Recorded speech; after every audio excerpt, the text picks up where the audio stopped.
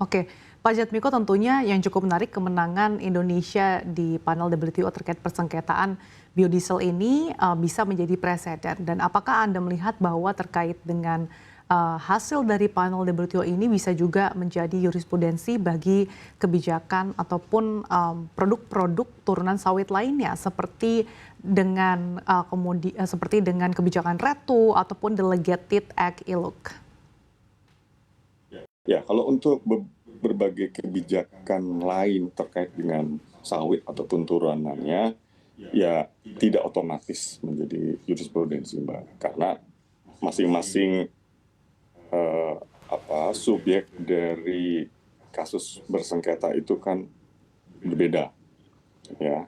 Yang diklaimnya itu berbeda, kemudian rujukan terhadap ketentuan aturan-aturan WTO-nya juga bisa berbeda-beda. Jadi tidak otomatis, ya tidak otomatis. Manakala kita suatu ketika ada persoalan lagi dengan Uni Eropa atau dengan negara lain terkait dengan sawit di Indonesia, itu otomatis kita bisa menggunakan putusan panel DS 618 ini sebagai jurisprudensi. Sebagai rujukan boleh, sebagai rujukan artinya kita bagi pihak komplainan atau pihak responden silakan aja, nggak ada masalah. Tapi tidak menjadi satu putusan hukum yang otomatis dapat digunakan sebagai dasar hukum gitu.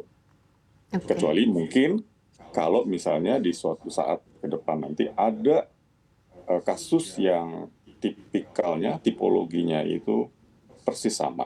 Nah, ini bisa menjadi satu jurisprudensi. Oke, jadi tidak serta-merta bisa ya Pak ya, dan Tidak. setiap produk turunan sawit ataupun kebijakan ini berbeda-beda dari segi rujukannya. Berbeda-beda. Oke, kemudian Pak, terkait dengan kita tahu bahwa Indonesia ini kan memiliki sertifikat ISPO.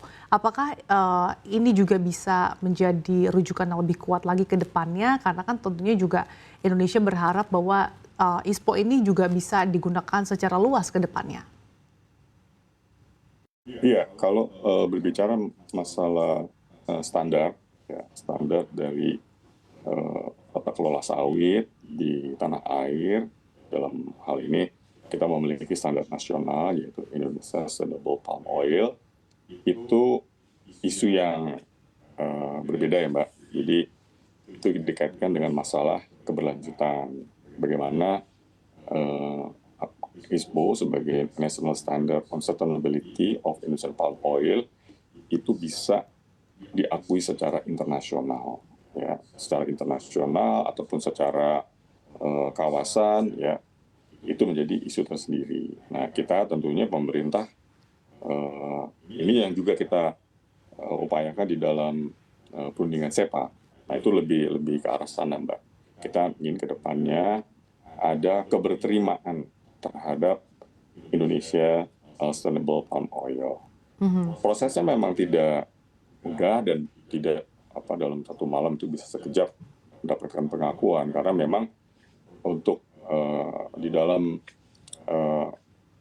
sistem international standard itu ada prosedur dan mekanisme untuk bisa mencapai satu tingkat keberterimaan antar berbagai standar yang ada, yang diterapkan atau dibangun, ya, atau develop oleh berbagai negara.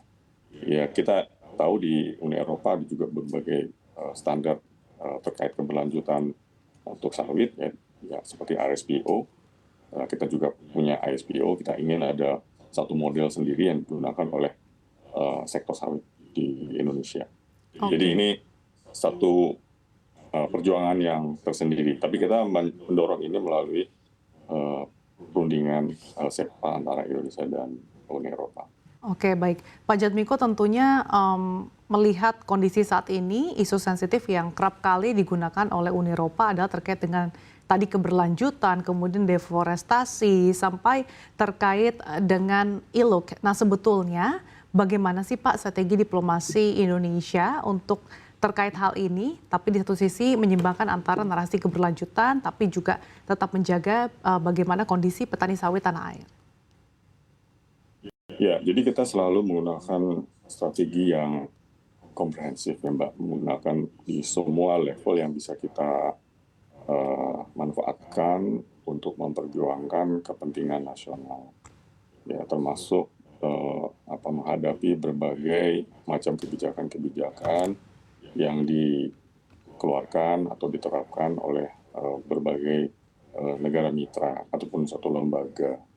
Ya, kita tahu di WTO ini merupakan satu institusi yang memang sangat penting di dalam dunia perdagangan internasional, sehingga kita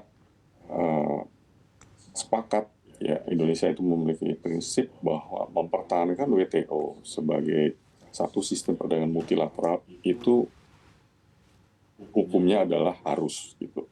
Karena kalau tidak ada WTO ya situasi yang sekarang ini perdagangan dunia yang memiliki tantangan yang sangat berat ini, kalau tidak ada WTO, saya juga tidak bisa membayangkan akan seperti apa. Jadi masing-masing negara akan mengambil langkah yang tidak rule based system, jadi semaunya. Ya. Ini kan kita tahu nih, ada satu negara yang dia melakukan langkah-langkah yang di luar ketentuan WTO. Tapi kita yang lainnya tetap sepakat bahwa multilateral trading system itu harus dipertahankan. Gitu. Okay. Nah, kita ingin ke depannya WTO itu juga, ini sudah 30 tahun di WTO, Mbak, tapi di umur yang, karena kan didirikan tahun 95, sekarang usia ke-30, tapi kita justru mendapatkan tantangan yang besar.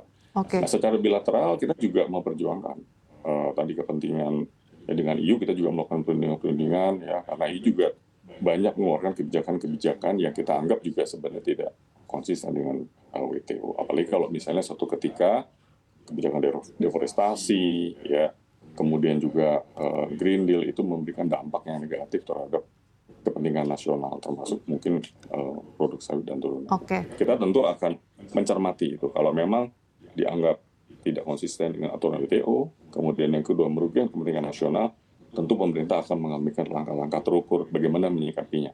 Okay. Salah satunya juga seperti yang kasus 618 ini, dispute settlement 618 untuk biodiesel, kita menempuh langkah hukum. Karena itu sudah mencederai kepentingan nasional, dan kita yakin bahwa ini bertentangan dengan prinsip, aturan, dan ketentuan di WTO. Oke, terakhir Pak Jatmiko mungkin singkat saja, tentunya harapannya dengan kemenangan Indonesia di panel WTO terkait dengan sengketa ini, harapannya akses ke depan terkait dengan biodiesel akan semakin luas. Dan perkiraan nanti ke depannya Pak, bagaimana dengan peningkatan signifikan terkait dengan ekspor biodiesel ini ke Uni Eropa Pak? Ya, itu merupakan satu misi pemerintah ya, untuk mempertahankan akses pasar, dan tidak hanya mempertahankan, bahkan kita ingin memperluas ya, akses pasar, tidak hanya produk sawit, ya, semua produk ekspor unggulan di Indonesia, apalagi sawit. Kita tahu bahwa kontribusi sawit terhadap GDP nasional itu sangat besar. Dan dengan adanya kepastian hukum bahwa pasar di Uni Eropa akan lebih terbuka akibat adanya putusan panel, sehingga EU tidak akan bisa menerapkan kebijakan yang sama, menerapkan biaya countervailing duty atau anti subsidi dan anti dumping.